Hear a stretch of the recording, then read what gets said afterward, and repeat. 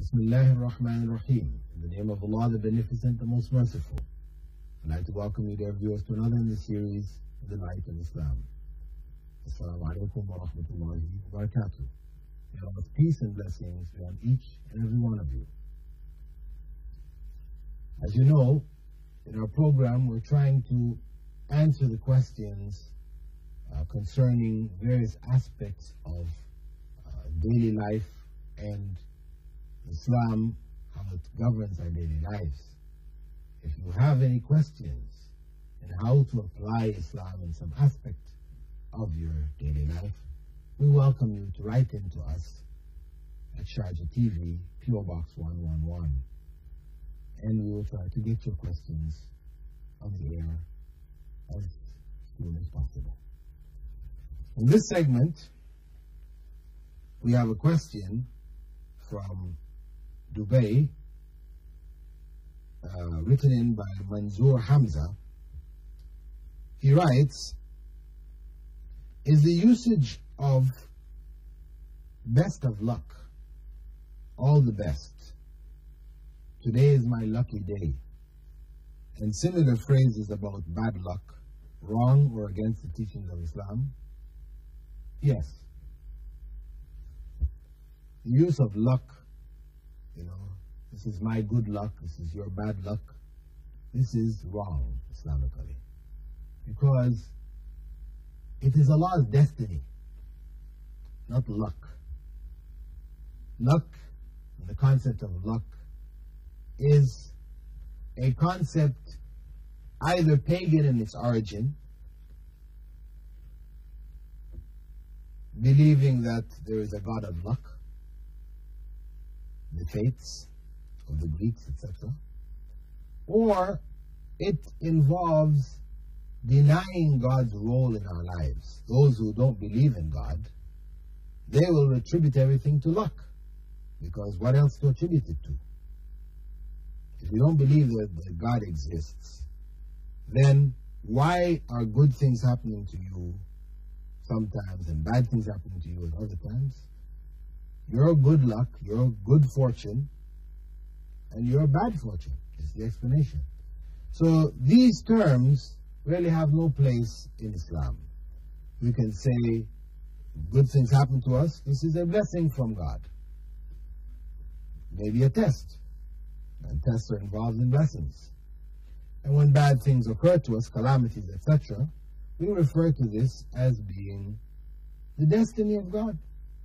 Because whatever takes place in our lives is by the will of God. So we say, MashaAllah.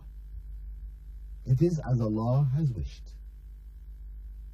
This is the proper Islamic approach to the usage of such terms. We have another question written in from Ajman by Asima Jukaku Bibi. She writes, what is the Islamic view on adoption? Adoption is permissible in Islam as long as the name of the child is not changed. To adopt somebody means to take them into our families, to raise them as if they were one of our own children. However, in modern terms, especially in Western society, that adoption means that you give the child your name, and the child becomes literally your child, having the right to inherit from you the same as other children. However, from an Islamic perspective, the child is not your child. You may raise the child and you're rewarded, and Islam encourages us to raise the orphans, etc. But that child is not your child. So you cannot give the child your family name, which indicates genealogy. He or she is not from our family. And they will inherit by what is known as wasiyah. If we want them to inherit something, up to a maximum of 1/3 of our wealth, we can make a will stating that so much up to 1/3, up to a maximum of 1/3 should be given to this particular person. This is Islamic law.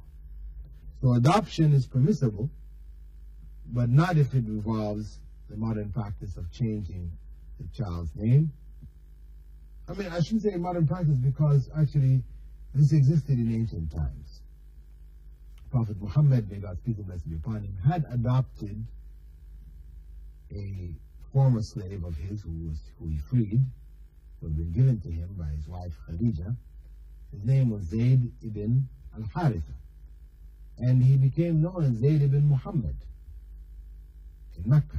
However, when they went to Medina and the Islamic State was coming into being and Islamic laws now were governing the structure of the families, etc., etc., Allah revealed a verse stating, "Call them by their fathers' names, because this is more just in the sight of God."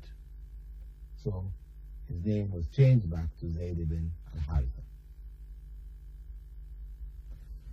So this is a practice which is really ancient, but in modern times it has taken on particular consequences, wherein whole societies have given laws with regards to it supporting the idea of changing the child's name. So we are recommended in Islam to look after the orphans, the needy, etc., to adopt them into our families and take care of them.